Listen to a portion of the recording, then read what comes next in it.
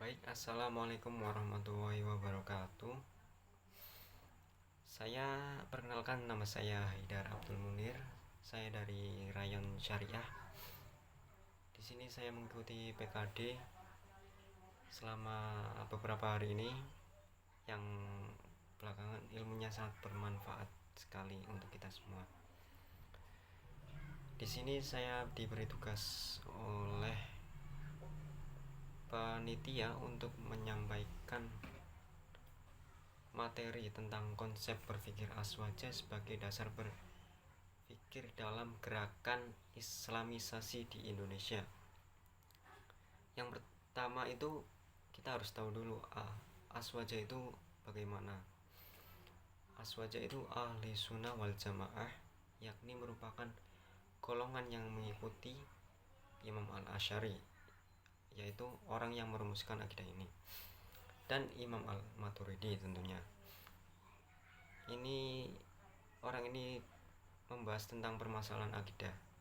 Sedangkan hukum fikih menganut mazhab 4, yang ini Imam Hanafi, Imam Maliki, Imam Hambali, dan Imam Syafi'i. Kemudian dalam bertasawuf, aswaja berkiblat kepada Imam Al-Ghazali dan Al-Junaidi. Perlu kita ketahui bahwa setiap golongan Islam mengaku sebagai Ahlussunnah wal Jamaah dan menganggap dirinya itu sebagai golongan yang benar dan berhak masuk surga.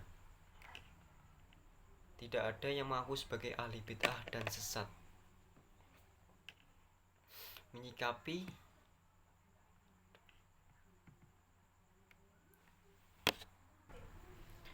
Menyikapi keadaan ini, tentu sebagai agent of change, kita mahasiswa, kita harus bersikap bijaksana.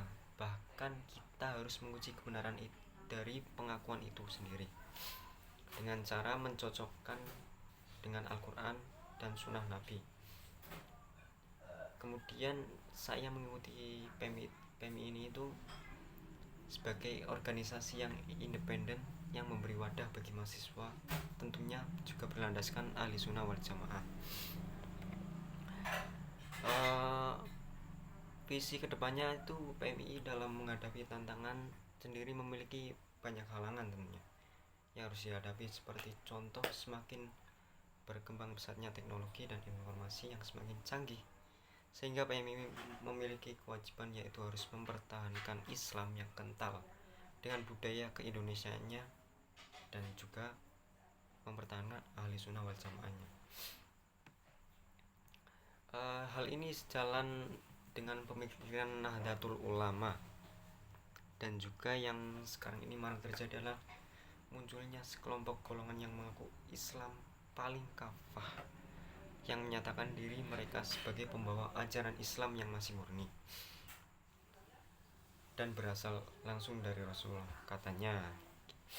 Kemudian mengklaim bahwa Islam Nusantara ini sebagai aliran baru yang tidak sejalan dengan ajaran Rasulullah maupun ahli sunnah wal jamaah.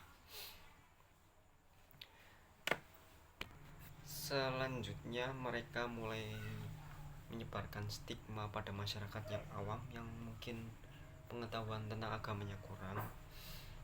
Itu mengajak kepada mereka untuk menolak gagasan Islam Nusantara ini.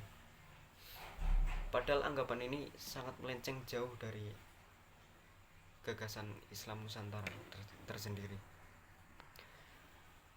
Nah, dari situ Islam Nusantara dikritik dan disebutkan sederet kesalahan-kesalahannya atas nama Al-Quran dan Sunnah sebagai legitimasinya, seolah-olah para ulama NU itu yang membuat konsep Islam Nusantara tak paham agama dan tak merujuk pada Al-Quran dan hadis, seolah-olah hanya tafsirnya saja yang dianggap otoritatif, menghakimi tanpa melakukan tabayun atau berdiskusi terlebih dahulu. Dengan bangga mereka merasa paling Islam sendiri. Ya, itulah fenomena yang terjadi saat ini. Nah, oleh karena itu PMI harus berperan aktif dalam menangkal paham-paham baru yang memiliki visi radikal Radikal yang dimaksud di sini itu adalah ajaran Islam yang tidak sejalan dengan penerapan nilai-nilai Islam dan negara Indonesia, atau juga bersifat intoleransi kepada kelompok lain serta tidak mengakui adanya perbedaan pandangan dan mengajak umat kepada jalan yang buruk serta tidak sesuai dengan Ahlus Sunnah wal Jamaah. Begitu sekiranya materi yang saya dapatkan sewaktu PKD ini, semoga kedepannya dapat bermanfaat kepada saya dan lebih bersemangat dalam berproses di PMI. Sekian dulu. Wassalamualaikum warahmatullahi wabarakatuh. Salam bergerakan.